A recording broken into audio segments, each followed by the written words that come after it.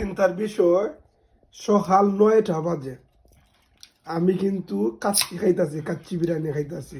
কারণ হইলো কিতা লাগে কাচ্চি বিরিয়ানিটা খাইতাছি, সকালে কোনো সময় আমি ভাত খাই না এই অত বছর আমার লাইফের মধ্যে।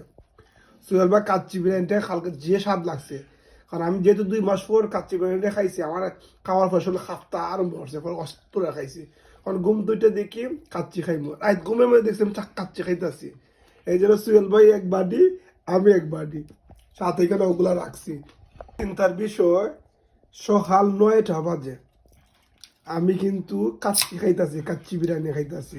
কারণ হইলো কিতা লাগে কাচ্চি বিরিয়ানিটা খাইতাছি, সকালে কোনো সময় আমি ভাত খাই না এই অত বছর আমার লাইফের মধ্যে।